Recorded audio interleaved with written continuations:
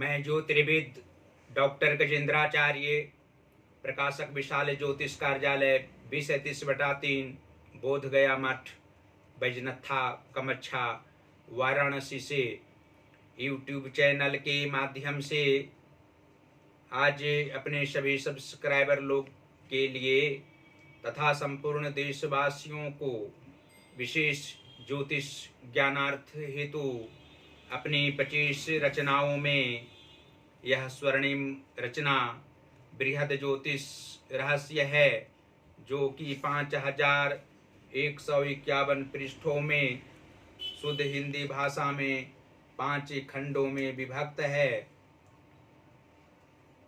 इस ज्योतिष महाग्रंथ को लिखने में पांडुलिपि हमारी 7555 पृष्ठों में इसकी रचना हुई है, जो कंप्यूटर में 5151 पृष्ठों में ग्रंथ तैयार हुआ है और 525 कलम से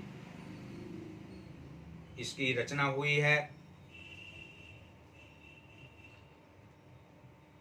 आप लोगों को जन्म कुंडली के द्वादश भाव में सूर्य एवं बुध ग्रह को बैठने का फल स्पष्ट शब्दों में दर्शाने जा रहा हूं। जन्म कुंडली के द्वादश भाव यानी व्यय भाव में सूर्य तथा बुध के मेल से अलग अलग स्वतंत्र फल प्राप्त होते हैं। बुध का सूर्य पर अशुभ प्रभाव देखने में नहीं आता। सरकारी कामकाज या शारीरिक प्रभाव की अशुभता को टालने के लिए जातक अपने शरीर पर सोना धारण करे अथवा गले में तांबे का पैसा का लॉकेट बनाकर धारण करे। जातक को पारिवारिक दृष्टि से संबंधित सजीव या निर्जीव वस्तु, व्यापार या रिश्तेदारों का व्यर्थ बोझ जातक पर बना रहता है। इस भाव का बुध छठे भाव में बैठे ग्रहों को निर्बल बनाता है। चतुर्थ व नवम भाव में शत्रु ग्रह को होने की समस्या नहीं रहती। जिस भी कुंडली के द्वादश भाव में सूर्य बुध के साथ यदि राहु यहाँ बैठा हो तो अत्यधिक धनोपार्जन करते हुए दिव्य गृह निर्माण करने के अलावा जातक अपने इष्ट देव या कुंडली के अनुसार सूर्य देव का मंदिर निर्माण कराने वाला होता है। बाग बगीचा का मालिक होने के कारण प्राकृतिक सुख एवं वहां जाने पर जातक को पूर्ण शांति का अनुभव प्राप्त होता है। पुरुषार्थी विचारों से युक्त जातक सदैव रहा करते हैं और यह भी स्पष्ट शब्दों में आप सभी समझ सकते हैं कि जन्म कुंडली के एकादश भाव अर्थात लाभ व आय भाव के स्वामी शनि ग्रह हों तथा विद्या व संतान भाव के स्वामी चंद्रमा हों तो द्वादश भाव स्थित सूर्य एवं बुध के प्रभाव से जातक लाभ के क्षेत्र में ही कार्य करने वाले होते हैं। जिस भी कार्य में इनको लाभ नहीं होता है उस कार्य को किसी भी रूप में नहीं करने वाले होते हैं। जातक की प्रतिभा और मन में दया की भावना सभी अवस्थाओं में समान रूप से रहा करती है। तेज मस्तिष्क वाले होते हैं, हृदय शांत इनका रहा करता है और धन व्यय व अपव्यय होने पर भी मानसिक तनाव किसी भी स्थिति में व किसी भी रूप में नहीं होना स्पष्ट है। पुत्र सुख की प्राप्ति अवश्य होती है। बुधादित्य योग भी इनकी जातक के पुत्र को आता है और जातक को भी 42वें वर्ष के उपरांत बुधादित्य योग की प्राप्ति हो सकती है। इस योग के प्रभाव से सांसारिक सुख भोगते हुए आध्यात्मिक सुख की ओर प्रवृत्त जीवन के उत्तरार्ध भाग में होना लाजमी है। जन्म कुंडली के कर्म भाव के स्वामी गुरु बृहस्पति हों तथा मातृ व सुहृद भाव के स्वामी बुध ग्रह हों तो द्वादश भाव स्थित सूर्य एवं बुध के प्रभाव से जातक को कर्मनिष्ठ होना स्वाभाविक है। इनके पिता भी कर्मनिष्ठ व्यक्ति होते हैं। ये अपने पिता को प्रेरणा स्रोत मानने वाले होते हैं और जातक के पिता की मृत्यु के उपरांत भी आत्मिक सुख पिता के आशीर्वाद से गुरु बृहस्पति की असीम कृपा के कारण प्राप्त होना स्वाभाविक है। मातृ सुख भी इन्हें प्राप्त होता है। इनकी माता अनुकूल व सदानुचारी विचार वाली होती है। अपने परिवार परिजनों को आत्मिक सुख देने वाली होती है। सभी परिवार में इस जातक को आत्मिक भाव प्रदान करने वाली होती है और इस जातक के द्वारा भी उनको आत्म सुख अवश्य ही मध्यावस्था के उपरांत भी प्राप्त होना स्वाभाविक बात होती है। जन्म कुंडली की नवम अर्थात भाग्य व धर्म भाव के स्वामी मंगल ग्रह हों तथा सहज व पराक्रम भाव के स्वामी शुक्र ग्रह हों कुंडली में तो द्वादश भाव स्थित सूर्य एवं बुध के प्रभाव से जातक भाग्यशाली व्यक्ति के सानिध्य में रहा करते हैं। इनका भाग्य किसी भी रूप में गिरता नहीं है। मानसिक तनाव में भी प्रसन्नता इनके मुखमंडल पर छाई हुई रहती है। जीवन के मध्यावस्था आने पर जातक को अधिक धन रहना और गृह निर्माण आदि होना स्वाभाविक लक्षण ज्योतिषीय दृष्टिकोण से स्पष्ट है। पराक्रम की भावना इनमें सदैव रहा करती है। भ्रातृ सुख भी प्राप्त होता है। इनके भाई धनवान होते हैं। 2 पुत्र व 2 भाई का योग इनकी कुंडली में सूर्य एवं बुध के प्रभाव से आना स्पष्ट है। और जन्म कुंडली के सप्तम भाव के स्वामी बुध ग्रह हों तथा लग्नेश गुरु बृहस्पति हों तो द्वादश भाव स्थित सूर्य एवं बुध के प्रभाव से जातक को पति पत्नी में आत्मिक संबंध सभी अवस्थाओं में रहना तथा प्रेम भाव से पारिवारिक क्षेत्र में खुशी पूर्वक धन व्यय करना स्वाभाविक लक्षण होता है और दोनों की आयु दीर्घायु होती है।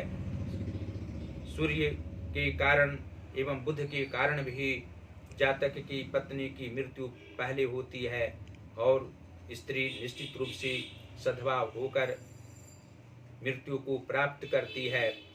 अंत में आप लोगों को हम दर्शा सकते हैं कि जन्म कुंडली के धन भाव के स्वामी मंगल ग्रह हों तथा रोग व शत्रु भाव के स्वामी सूर्य ग्रह हों तो द्वादश भाव स्थित सूर्य एवं बुध के प्रभाव से अर्थात धन के स्वामी मंगल के प्रभाव से जातक को धन की प्राप्ति 21वें वर्ष के उपरांत भी हो सकती है, लेकिन 26वें वर्ष तक पूर्ण रूप से विद्या अध्ययन के उपरांत जातक धनवान बनने की प्रेरणा से पिता की प्रेरणा से निश्चित रूप से आगे बढ़ते हैं और मध्यावस्था आने से पूर्व धनवान अवश्य ही ये हुआ करते हैं।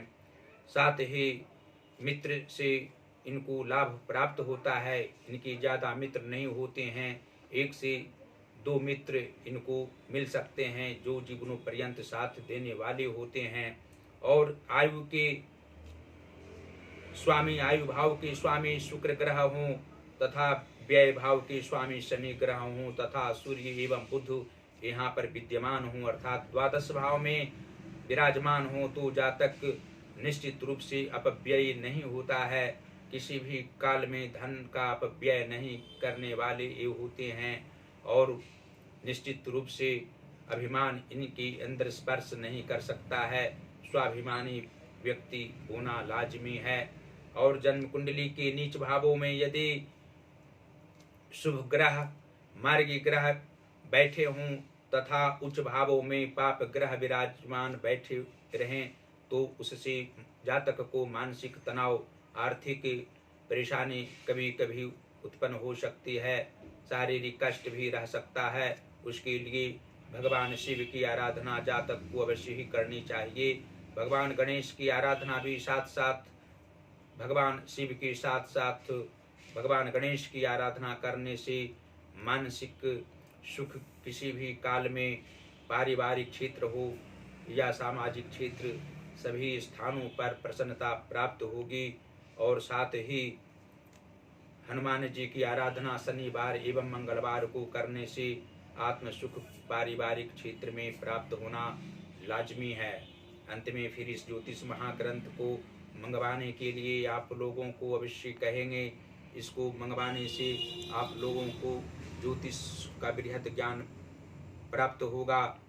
इसके कारण अपनी अपनी कुंडली आप लोग प्रेम पूर्वक देख सकते हैं। सभी भावों में ग्रहों का जो स्थान है, बैठा है ग्रह, उसको आप फलादेश हमारी रचना के कारण जो हिंदी भाषा में लिखा हुआ है उसको आप लोग प्रेम पूर्वक अपना सुख आनंद वैभव प्राप्त कर सकते हैं।